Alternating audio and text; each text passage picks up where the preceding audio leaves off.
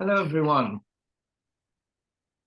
Today's blooper is a sign that appeared in three languages, in Arabic, English, and Urdu. And it's a wonderful example of what happens when punctuation is not clear or existing at all. There is no punctuation, when the words are not clear, and when words are used in the incorrect order.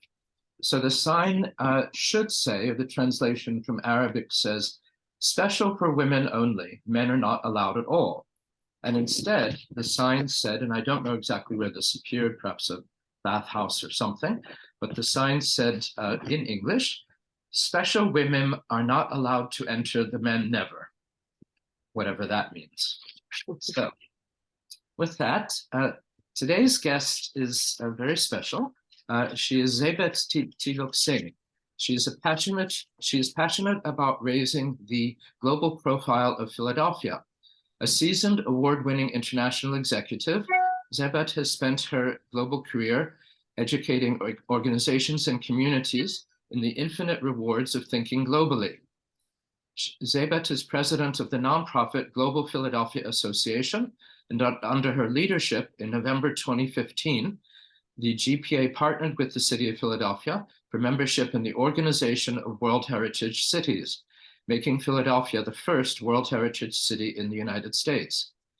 Zabeth's mission is to promote the global significance of Philadelphia, and its international community has grown GPA's membership and outreach. Previously, she is also a global communication expert.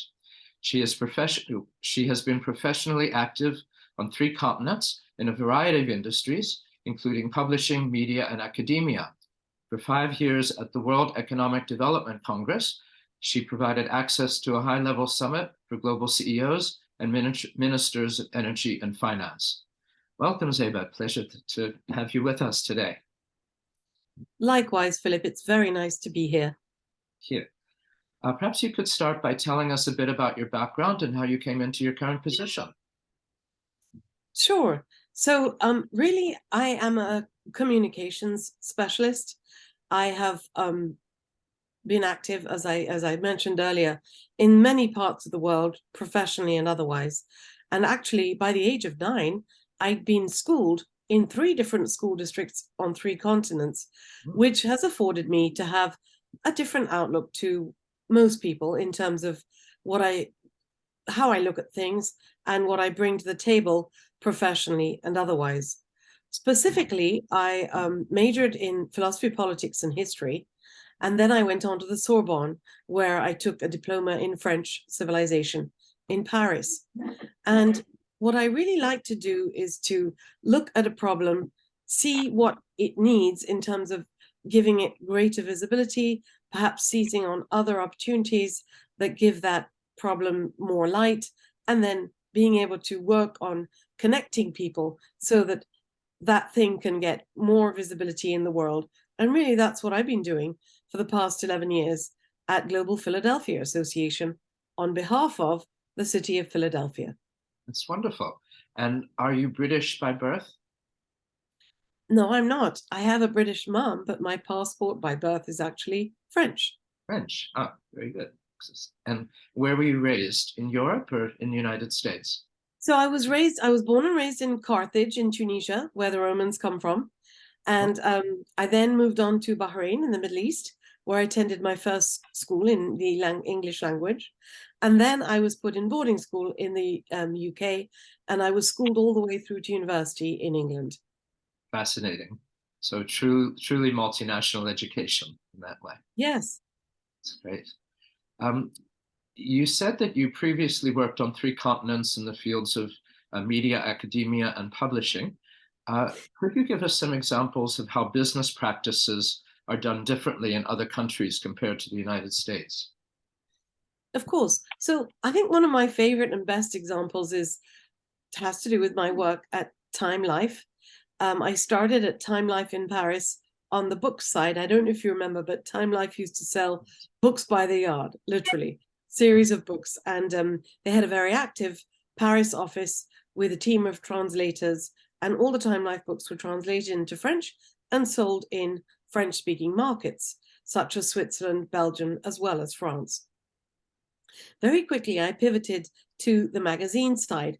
The magazine culture was really more fitting for me. Originally, when I was quote unquote growing up, I'd wanted to be a journalist. And so it was great to be working with Time magazine and subsequently Fortune magazine in France, distributing and making sure that it was marketed to those regions. Now, specifically, the marketing teams for Time magazine would come over from the United States, be based in Amsterdam in the Netherlands, where the headquarters of Time Life marketing division was, and then would proceed to market Time magazine all over the European continent from the Netherlands.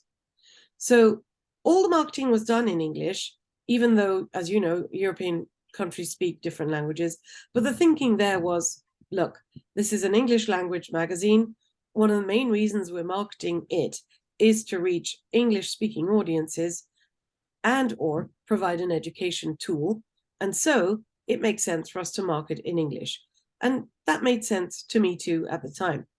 However, sometimes American marketing practices were brought in and applied in Europe.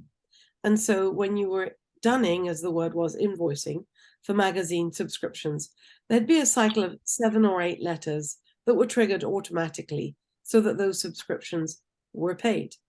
One of those letters would be delivered to a doormat in France and boldly say, "My dog ate it." Needless to say, in Europe, that didn't go down. Right. First, we didn't know what it meant. And secondly, it was offensive, weird, perhaps eye-catching, but certainly not result-bearing in terms of getting an invoice paid. And so over time, the folks on the marketing side realized that they really needed to look at things from a much more European standpoint and see perhaps how things were invoiced in that part of the world rather than apply US invoice methods in Europe directly. That's fascinating. Were there any differences in terms of management or operations or other kinds of marketing practices? You know, when I think about that, I think one of the main things that came to the fore from my point of view was, you know, magazine involves production from printing all the way through to distribution centers, and the magazine was printed in Switzerland. It was distributed out of Belgium. You were dealing with the French postal services. In each case, the relationships had to be handled a little bit differently. Just because you might speak French in Switzerland, Belgium, and France, the relationship with each of those people is very different. And that really involves listening and applying your EQ, your emotional intelligence to situations, to sort of figuring out, okay, so these printing guys, they're really all about paper and ink. You know, so you may be waxing lyrical about the incredible articles and photographs that you have in Time magazine, but what they're interested in is the paper and the ink. And so you've got to meet them, talk their language, and make sure that everyone is getting the results they want, but also adhering and appreciating the different languages that the different stakeholders at the table speak. Yeah, very true. That's very true in any marketing situation, any management situation, of course. In your current position with Philadelphia as a World Heritage City, what does it mean to be a World Heritage City? So I'm going to step back a bit, Philip, and just explain. Global Philadelphia is an umbrella organization, a nonprofit that encompasses pretty much all the international organizations in Philadelphia. We were set up 11 years ago because at that time, Philadelphia didn't really have much of an international presence. And in so doing, we were a membership organization originally, but as we went about our work, we realized that we had a UNESCO World Heritage Site in Philadelphia. That was Independence Hall, still is, a UNESCO World Heritage Site. Because Independence Hall is so important to the American historical vernacular, the fact that it was a World Heritage Site was probably not the most well-known fact because, as I said, it's very well known for all sorts of other reasons in the United States. However, if you pivot and start looking internationally at Philadelphia as a whole, this World Heritage Site begins to get a whole lot more importance and value and credibility in positioning our city globally. So we were well versed to really pay attention to that, given that myself and others had a very international background. And so we started to pay attention to this World Heritage Site and what we could do to really activate it on behalf of the city of Philadelphia. It transpires that there's another umbrella organization called the Organization of World Heritage Cities that sits in Quebec City in Canada. And you have to have at least one World Heritage Site in your city to be a member of that organization. And so we were able to become active in the networks of the OWHC, as it's called for short, and start positioning Philadelphia much more actively as a World Heritage City, and thereby making a whole lot more of our international credibility and value through our World Heritage Site, Independence Hall. It sounds like it's more to encourage tourism, or is it also to encourage business and perhaps international conferences or other activities? You know, we've done some studies around that, and many studies have been run around the value of World Heritage designation, and they encompass all sorts of things, from the attraction of a global company. World Heritage cities will attract the knowledge worker, and that in turn will be of value to a larger international company. It also has the effect of increasing real estate value. In 2015, the Lake District in the UK became a World Heritage area, and they calculated that the real estate value would go up 25% in that area. And then, of course, it is something that really encourages your population to think more internationally about itself, and therefore think more along the lines of global education for children and global positioning of your city in general. So whilst what you say is correct, of course it has high value on the tourism side, it has also benefits in numerous other areas as well. And I could say that it is a tangential economic development tool for our city. Very interesting. In terms of, I guess, education, as well as the general positioning of Philadelphia. Philadelphia traditionally has been insular and somewhat provincial. In what ways do you feel that the city and the region have become more global? Have you seen the evidence of that over the years? Yes, so when we first started, we would hold something called the Global Philly Expo, and this was a combination of all our members' events positioned during a month and a half in the fall, and we would print a passport that showed all these different events in Philadelphia, and we did that for 4 years in our city. As the expo came to an end after those 4 years, we realized that many entities in Philadelphia were beginning to position themselves much more intentionally internationally. The city was paying greater attention to immigrants. We had an official office of international affairs, and different entities would position themselves with their place in the world, rather than perhaps just thinking of their place on the Northeast corridor of the United States, for example. And Philadelphia just became intentionally much more international. Of course, our burgeoning food scene also helped that. We have so many chefs and restaurateurs that have an international background. And I think that greater emphasis on that has also helped in terms of our city thinking of itself far more internationally, to the extent that now I would say that Philadelphia is on par with a New York or a Toronto in terms of the nature and scope of international communities that it espouses and welcomes. And if I may, Philip, I would like to point out that I always share with people that whatever ethnicity you are, there is most likely in Philadelphia a grocery that will serve you, a restaurant that will serve your community, and highly likely a place of worship as well. And with those three things, you have the foundation of whatever international community might find itself in Philadelphia and might be comfortable here.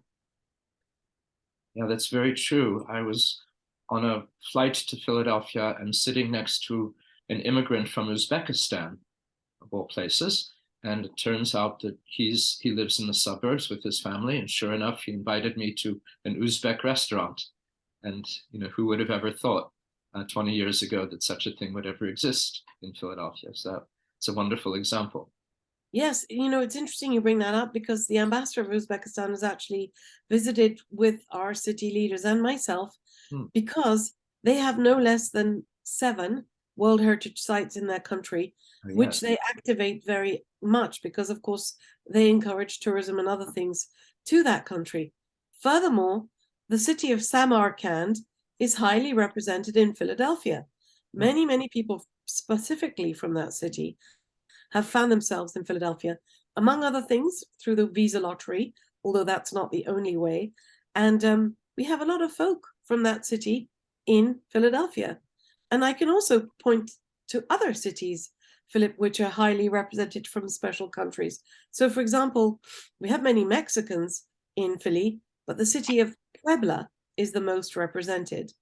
And this kind of applies in a number of different areas. Somehow, cities sort of attract their folk to Philadelphia, and they become part of the fabric here. It's very interesting. You had mentioned earlier about one of the impacts is global outlook in education, in schools. Do you see that is becoming part of the curriculum in the city schools? Yes, so there are different organizations, ourselves included, that really focus on that. We have a website called learnphillyheritage.org, and on it are all sorts of resources from different organizations, not only ours, to do with the fact that we are a World Heritage City and the different aspects of heritage. And we've had occasion to train teachers in parochial schools, in school district schools, and in private schools. And there's a great deal of attention and focus on this, because it really activates students in a couple of different ways. First of all, some Philadelphia students have never been beyond the 4 blocks around their school. So it's really important to have them thinking more internationally and more big picture about themselves and their futures. Others are, in a way, the extreme opposite. They've come to Philadelphia from another culture, and so they know all about different places around the world where they come from. But it's important for them to feel valued in Philadelphia and to fit in to our city, and also bring the international attributes that they have to the table to share with their colleagues and in other ways. So it's a sort of 2-way process, if you will, and it's very valuable to students in general and across the board. It's very true. Other cities in the US, such as Boston and Charleston, have a deep heritage, a deep history. Are those World Heritage cities also, or is it a very special designation in that case? It's a very special designation, and the fact that we have a World Heritage Site really is what activated us to become World Heritage City. Yeah. Surprisingly, Boston doesn't have a World Heritage Site, nor indeed does Washington, D.C. But San Antonio in Texas does. It has 5, because the Alamo and the 5 missions were designated in 2016. And so San Antonio has joined us as being a World Heritage City. Fascinating. Wow. You were mentioning about the immigrant populations and so forth. Do you feel that the city and the region have become more welcoming and accepting of immigrants over the years? Do you see evidence of that? Absolutely, yes. I think our city was always welcoming, and that's why we have the tracts that I spoke of earlier with these vast magnitudes of populations.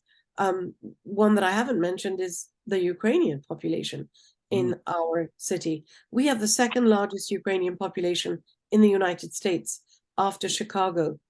Wow. And some of these populations stem back to a while ago. They stem back to the 19th century, when they came with skills that were needed in terms of the Industrial Revolution and things that were going on in Philadelphia pertaining to us being the workshop of the world and the need for a lot of trained and skilled artisanry.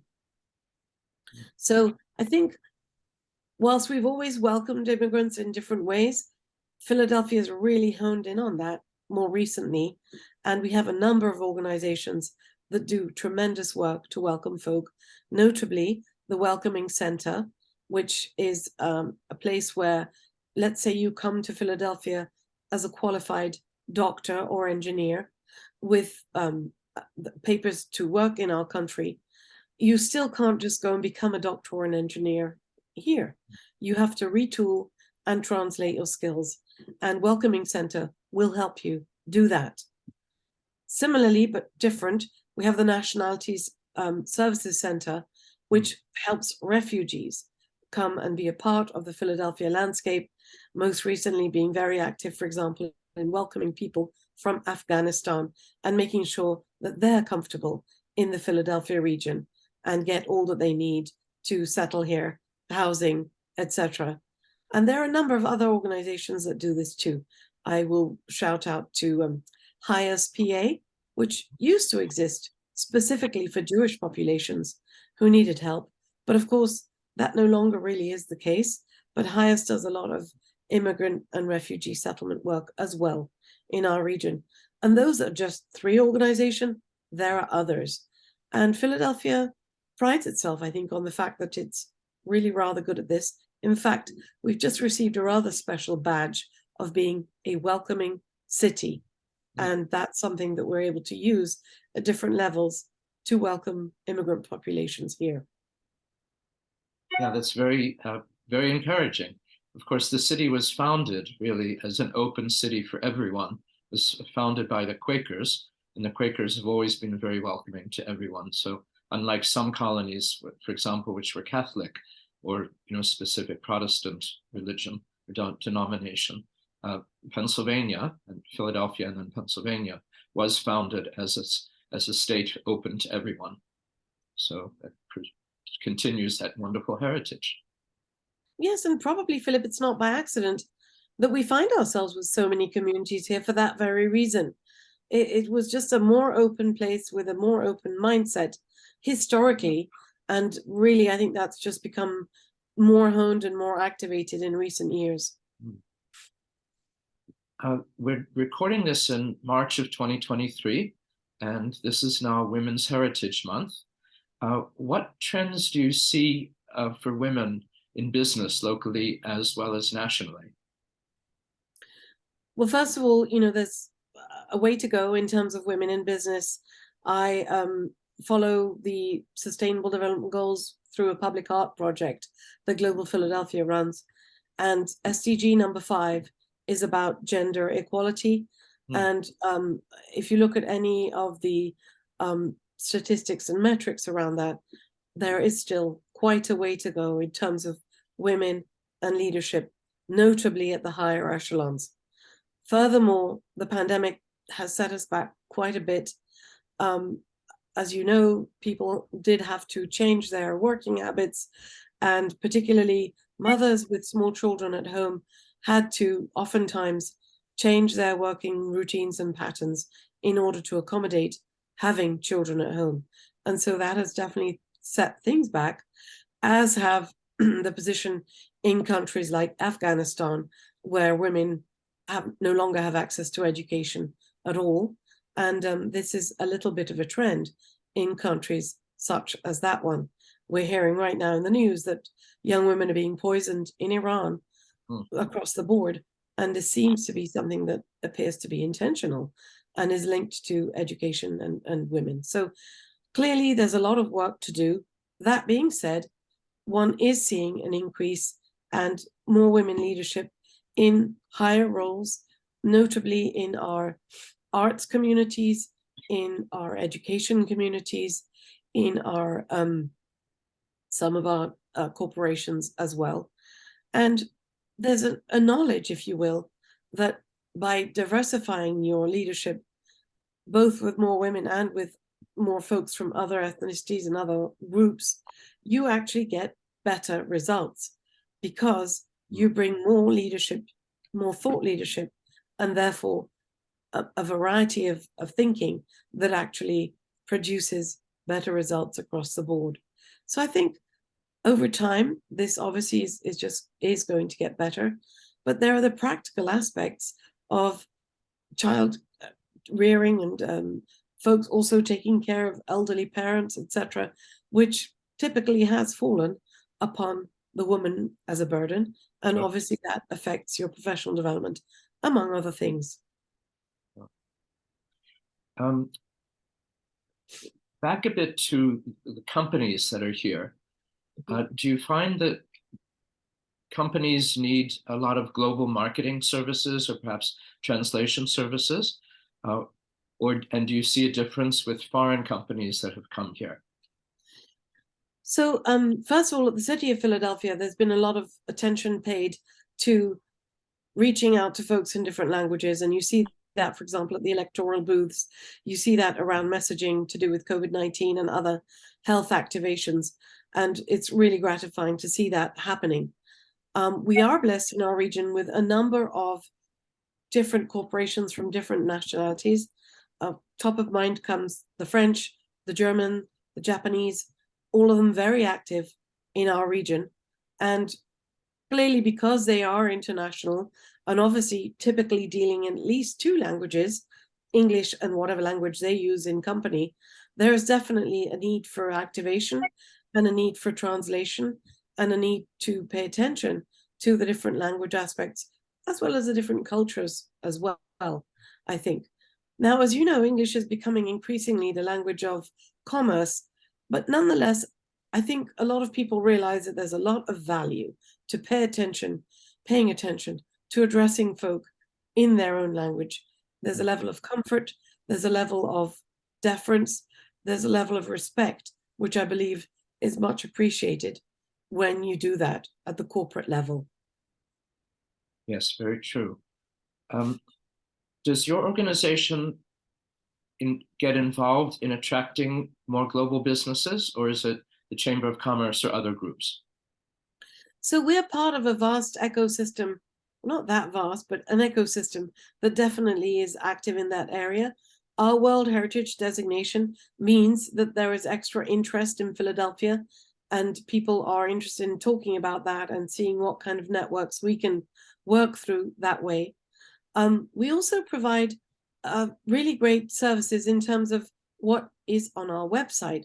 So if you are coming internationally, if you're a student or a business person or the family of a recently relocated executive, if you look at the Global Philadelphia Association website, you're going to find any number of events that are mentioned, which may make you feel more at home or enable you to learn more about Philadelphia and or the different cultural and business things that are happening in our city that have an international flavor. So, for example, in not too long a time, the Japanese Cherry Blossom Festival, it's called Sakura, the Sakura Festival, will be happening. And that's a wonderful 2-day event in Fairmount Park around Shafuso, which is our Japanese heritage house, and a really great opportunity to dip into Japanese culture, admire the cherry blossoms, which are amazing in our area, and take part in that. And that's one of numerous cultural activities that go on year round, which have an international flavor. Is there anything else you'd like to add before we close? Well, Philip, I think, an international consciousness is just a wonderful way to look out from under, think beyond, and perhaps look a little differently at whatever it is that you're doing.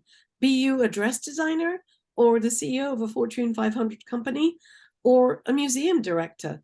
There's just a lot to be said to thinking a little bit more globally, and perhaps probably in so doing a little more strategically at what you do, and highly likely that as you do that, you will increase the people paying attention to the very thing that you want to bring more attention to.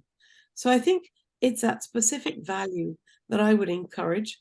And I really believe that there's nothing greater than perhaps taking a 5-day trip somewhere and changing your latitude a little bit and seeing things from someone else's shoes. one of my favorite quotes, one of my favorite books is, of course, To Kill a Mockingbird, when Boo Radley talks about getting inside someone's skin and walking around them and better understanding them. I firmly believe that if each and every one of us does a little more of that, great results can be achieved. Absolutely. And among those results are better understanding, greater appreciation, greater respect, and hopefully world peace, to obviously reduce the sources of tensions in the world and enable people to cooperate together in many positive ways. Good. That's right.